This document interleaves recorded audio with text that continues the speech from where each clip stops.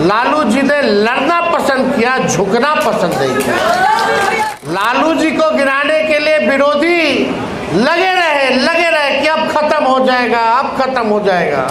लालू जी एक विचारधारा है, लालू जी एक विज्ञान है और राजनीति के वो विश्व यूनिवर्सिटी है, विश्वविद्यालय है।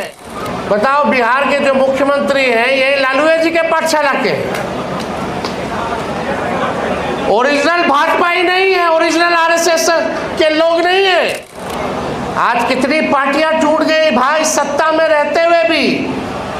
30 साल इस पार्टी को हो गया, किसी माइक के लाल में दम नहीं जो इस पार्टी को तोड़ करके दिखाने का काम है।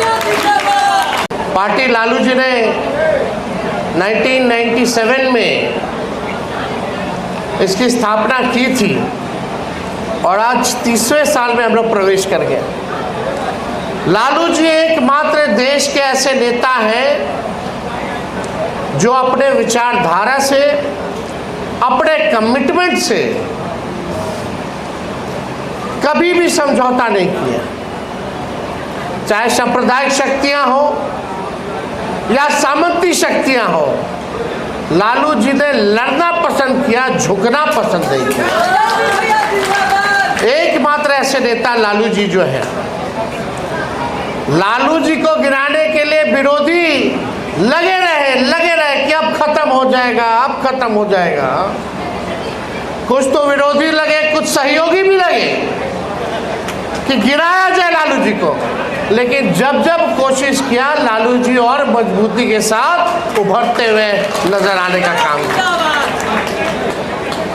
और लालू जी ने सामाजिक न्याय के प्रति, गरीबों के प्रति, समाज में अंतिम पैदान जो खड़ा है, जो काम किया है, शायद ही अब कोई जो है कर पाएगा।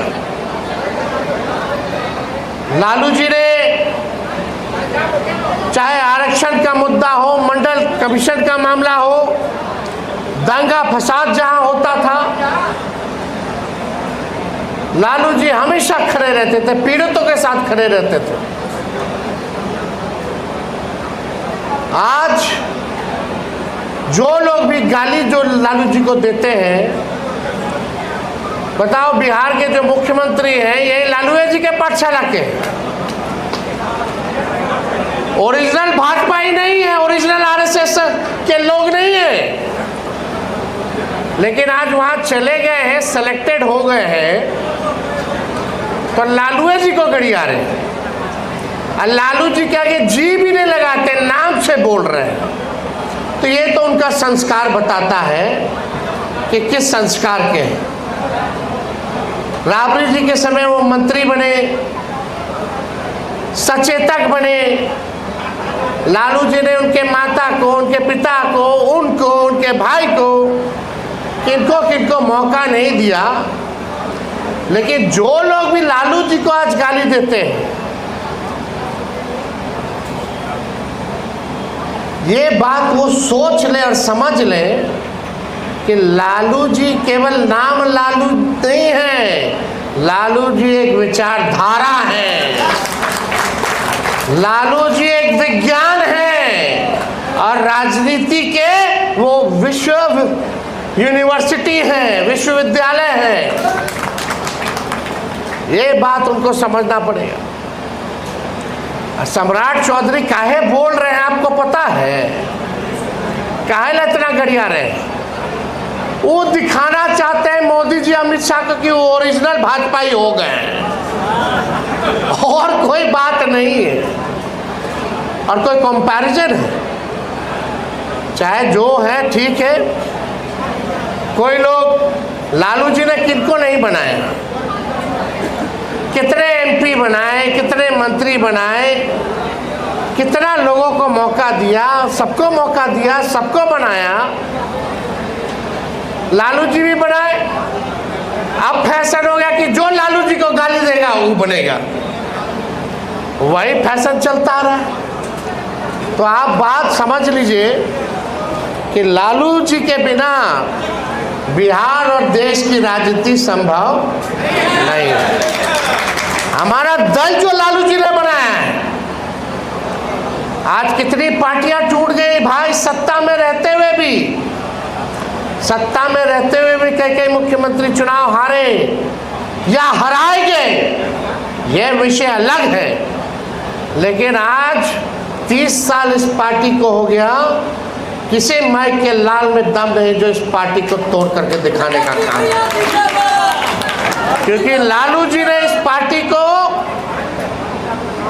वैचारिक तौर पे पार्टी बनाया है, कोई दुकान नहीं बनाया है। ये बात लोगों को समझने की पड़ेगी, और लोग ना समझे कि दुकान है,